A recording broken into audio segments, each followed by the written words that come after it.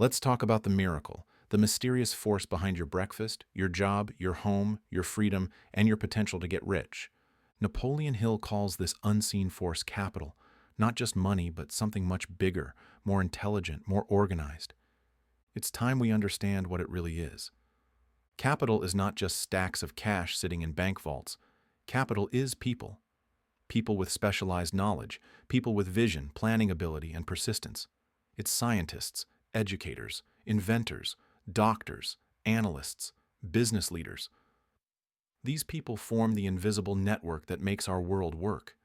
They invent, organize, finance, transport, and build. They take risks. They back new ideas.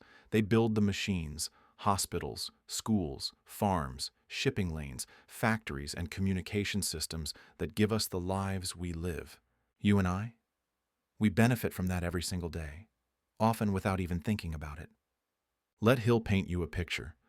Imagine trying to serve a simple breakfast: grapefruit juice, toast, cereal, eggs, and coffee. Without the capitalistic system in place, you'd need to swim to China for the tea, walk to a beet farm for the sugar, hike to Florida for the grapefruit, find a dairy farm for butter and milk, harvest wheat, process it, and bake your own bread. Build a toaster, wire your own electricity, grow your own bananas, mill your own cereal. Sounds absurd, right? But it's a clear reminder: without capital, without systems built by people with ideas, resources, and ambition, we'd still be living in caves. Here's what Hill is telling us: capital is not the enemy. It's the reason you have opportunity in the first place. He doesn't say this as a theorist. He says it as a man who spent over 25 years studying the richest and poorest men in America. He saw it firsthand. Money without brains is dangerous. But money combined with organization, imagination, and service, that's the seed of civilization. Yes, there are bad actors. Yes, there are corrupt corporations. But that's not what capitalism is. That's just the human element. The system itself, the opportunity to serve, create, solve problems, and profit from it, is what allows anyone from anywhere to rise. The truth is simple. You can't get without giving. There is a law. Hill calls it the law of economics. And it doesn't bend, it doesn't forgive, and it can't be bribed. You either play by it or pay the price. This law demands useful service in exchange for wealth. It demands effort, discipline, and value. If you give more than you take, it will reward you beyond your imagination.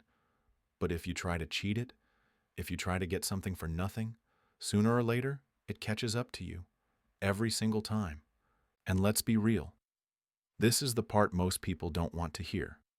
Some want to believe that organizing into groups and demanding more for less is the answer.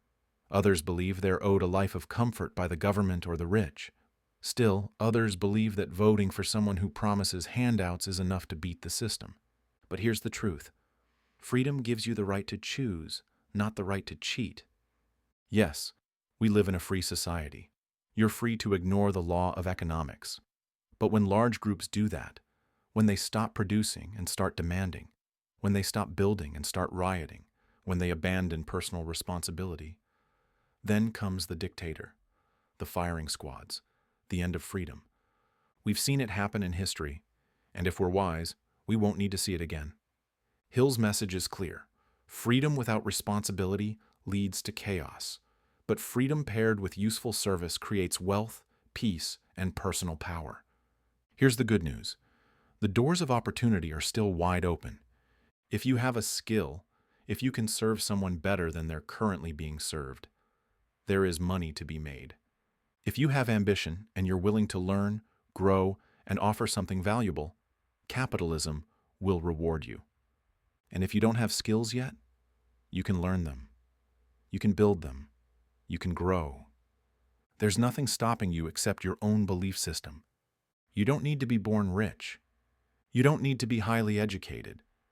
You don't need to have the perfect background. You just need to serve, create, contribute. Remember this: capitalism doesn't promise riches, but it guarantees the opportunity to earn them. And that's more than most people throughout history have ever had. So the next time someone tells you that the system is broken, ask them, Are you giving more than you take? Because in the end, the only real way to get rich, and stay rich, is to give more value than you receive.